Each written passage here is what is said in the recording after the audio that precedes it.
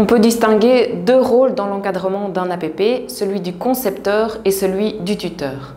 Le rôle du concepteur tout d'abord. Le dispositif est conçu par un enseignant ou par une équipe d'enseignants qui sont experts de la matière. Ceux-ci vont définir les concepts à acquérir par les étudiants, le sujet de l'APP ou du projet et les différents outils, par exemple un livret pour le tuteur et un livret pour l'étudiant. Le livret de l'étudiant reprend ce qui est nécessaire pour exécuter l'activité. Par exemple, le sujet, les objectifs, les étapes, les références, etc. Le livret du tuteur, lui, reprend ce qui est nécessaire pour assurer l'encadrement de l'activité.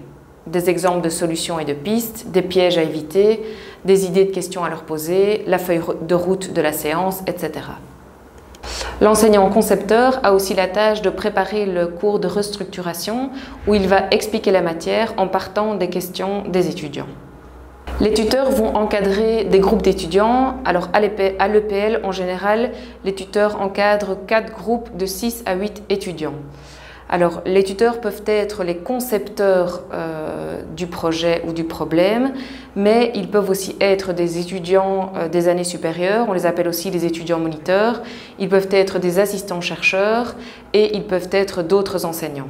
Les concepteurs de l'APP ont la tâche de former tous ces tuteurs.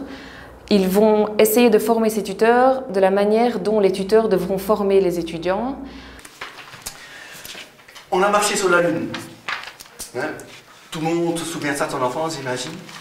Et ceux qui ont la BD devant eux, je vous invite à prendre, je crois que c'est la page 8. D'accord? Pour les autres, vous avez à la fin de votre livret, vous avez les 3 pages qui nous intéressent.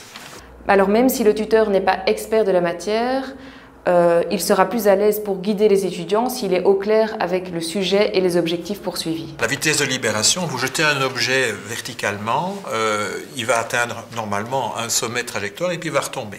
Ça c'est bien, en dessous d'une certaine vitesse critique, si vous jetez suffisamment vite en l'air votre objet, il ne va jamais retomber. Et c'est cette vitesse critique-là, quelle est la vitesse qu'il faut pour arriver à l'infini et ne jamais retomber?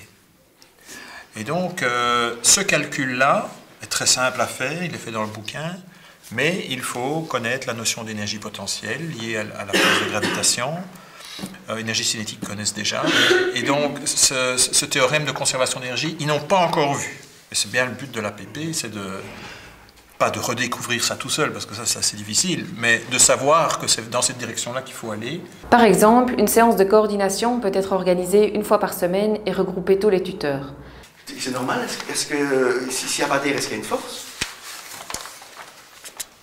Finalement, quand on va remettre la fusée en route, elle va avoir une certaine accélération. Donc de nouveau, F égale ma, il y aura une force de tension. Et donc la force n'est pas due au fait qu'il y a du frottement ou pas. La force est due à ce qu'on met les choses en accélération. Et de nouveau, on réapplique le principe de Newton. Ça va?